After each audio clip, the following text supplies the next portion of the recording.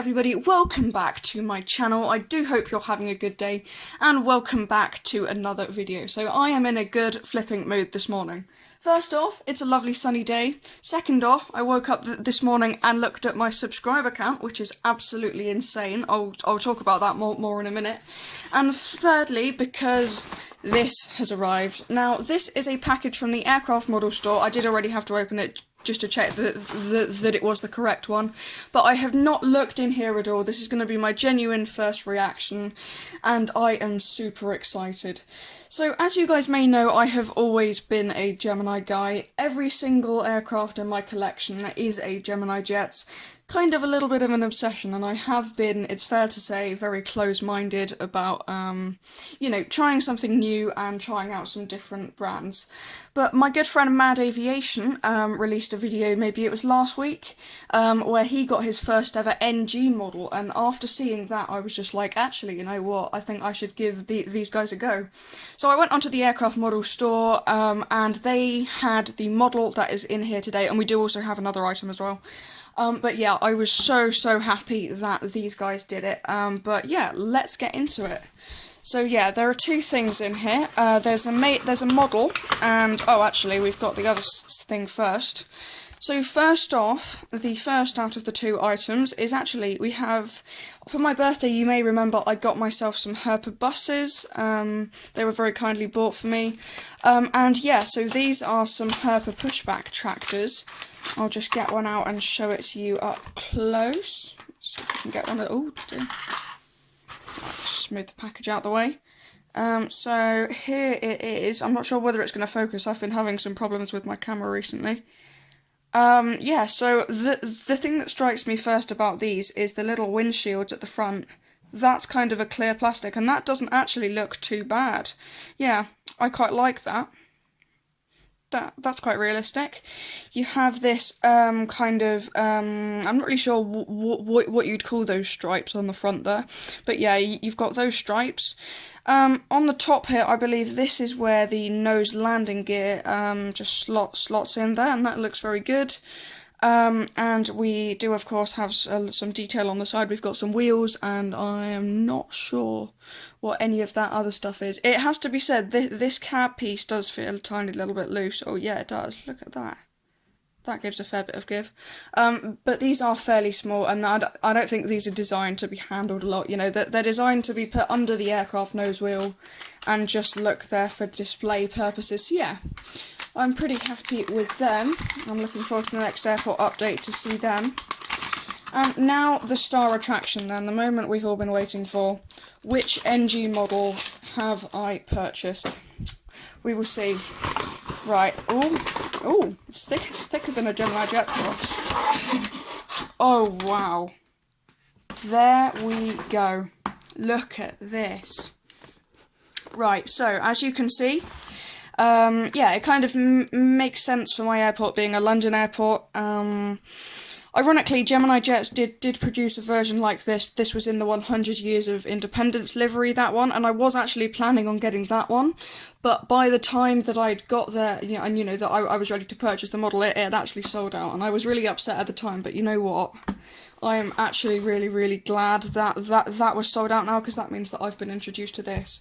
First impressions of this aircraft are really positive. I'm just gonna compare the box to a Gemini Jets box real quick. So here's one of the new models I got for my birthday.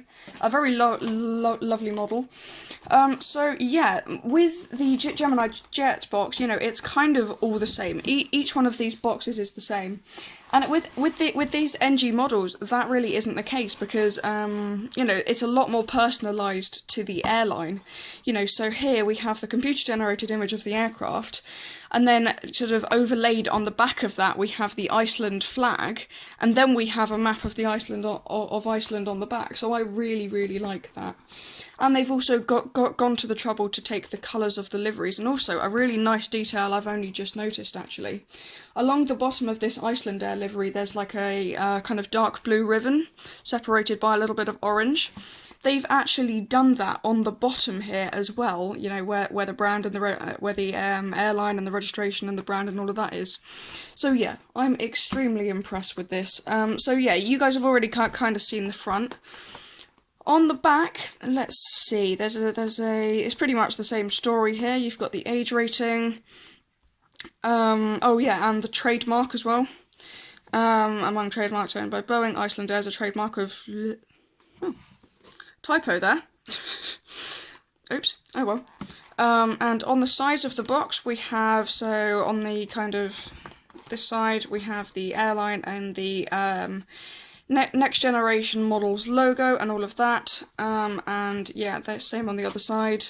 And on the top as well we do of course have the other computer generated image of the aircraft, and likewise on the bottom of that as well. So let's get this out then, just make a little bit of space. Let's just pull this out. I know that they use a similar but not identical packaging.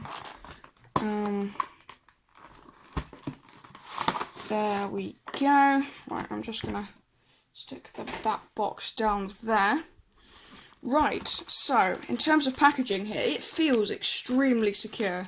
So at the bottom here we have the holes for the landing. Oh, look at that. Oh, that looks amazing. That looks genuinely amazing. Yes, we've got and these are covered in foam as well. We've got some holes there. And sort of the top section is kind of standard for all model producers, but we have the kind of very soft polystyrene thing there, and that does a very good job of protecting it seems. Let's just lift this up then. Oh yeah, we do have some film as well, but let's get onto the main star attraction there. Let's just very carefully take this out. Oh wow, this looks lovely. Oh wow, right, I'm just gonna adjust the camera angle, take a look at it, and then I'll be back in a second. So I'm going to be honest here, the only real thing that I can say about this model that does it justice is wow. This looks absolutely amazing. I know it's quite dark, so suddenly it's got very cloudy, but this just looks incredible. So I'm going to give you guys a little bit of a tour of the model. I'm sorry if this camera quality isn't great. I'm really not sure what's going on with my camera at the moment, but starting down the front here, we do of course have the cockpit, we have the windshield and all of that lot. I really can't make out what the name of that is. Is it Katia? No, that can't be Katia. That's nowhere near Icelandic. I don't know. A name down there. Let me know if you've got any ideas. Then we have the L1 boarding door. And of course below that we have the front set of landing gear. The landing gear on this aircraft is actually pretty nicely detailed. It's very fine scale. All of the wheels do roll, and it's a much smoother roll than the Gemini Jets ones. It genuinely feels really nice when you roll the wheels, so that's quite nice. And you do of course have the kind of dark blue underbelly of the livery there, and you do have that orange stripe, and that does look quite nice actually. It's quite faint. You wouldn't notice it, you know, just when it was sitting on the airport, but yeah, that's all good. Moving a little bit further down, between L1 and L2, we have the Iceland Air kind of print there, with the white, and that's looking very nice.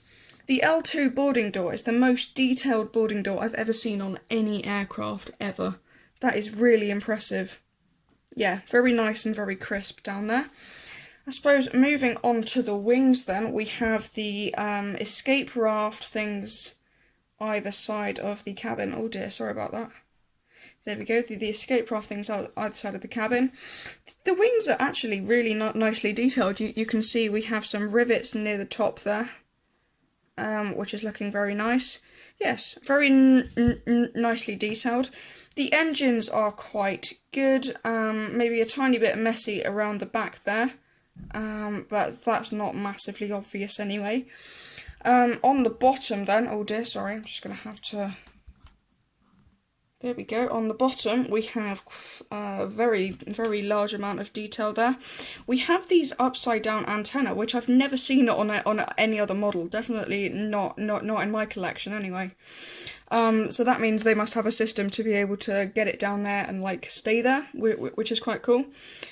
We have the hole for the stand, which actually I'll go get my Gemini Jet stand in a minute and see if it does fit.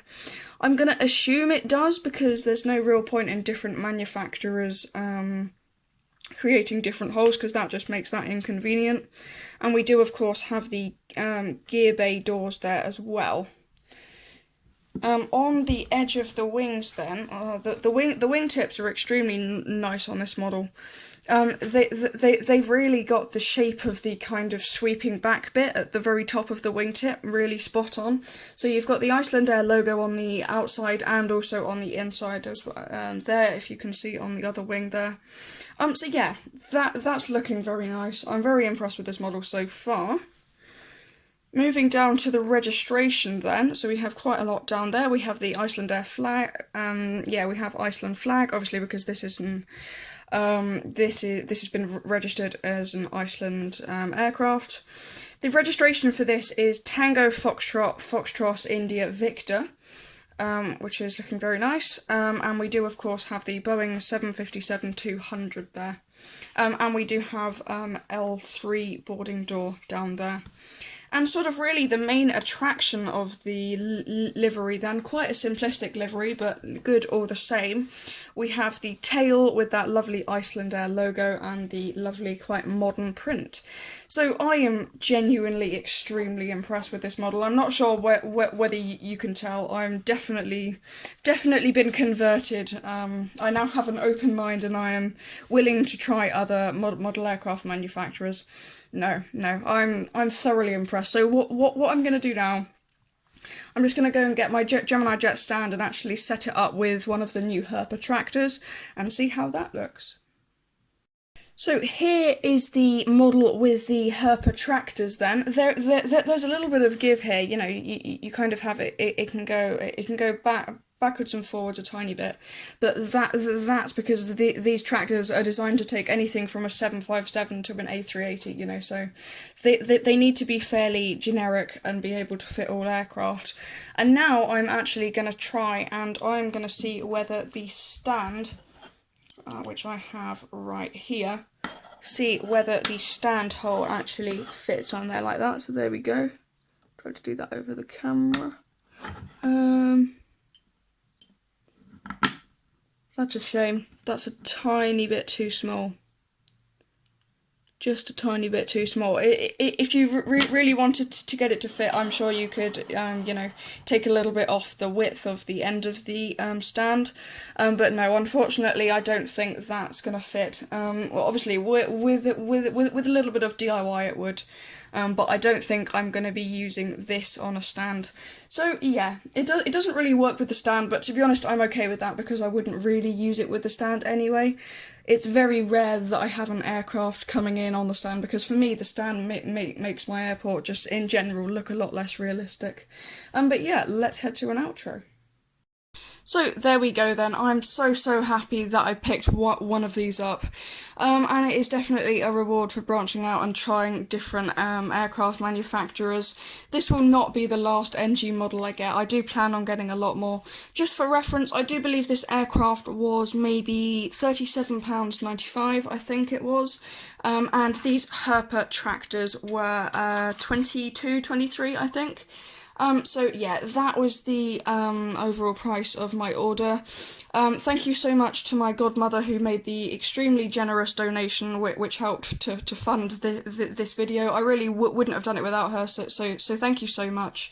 I do also have a couple of other things I would like to say. First of all, I would like to thank you so much for everybody who has subscribed. I woke up this morning and I was on, something like 7-8 subscribers more than I had the last time that I looked, and that's absolutely insane. I believe we're on 40 subscribers now, or getting very near anyway. So yeah, thank you so much. The success from the last airport update has been absolutely insane. I believe there's something like 35 comments on there. It's absolutely ridiculous. So thank you for all of your kind words. I do appreciate it, and I'm really glad that you're enjoying the content that I'm able to bring to you. And I'm very lucky to have fans as supportive as you guys. Also, I don't want to finish on a little bit of a sad note, but I think it does need to be said. Yeah, my condolences to all of the families whose loved ones were lost in the PIA crash recently. Very tragic event. I can't imagine what it must be like, and I'm so sorry. Yeah, sorry to finish on a little bit of a sad note. I thought I'd better mention that anyways, just because, you know, that sort of thing can't really be glossed over. So yeah, thank you so much for watching. I really do appreciate it. Thank you for all of the support, and I will see you guys in the next video.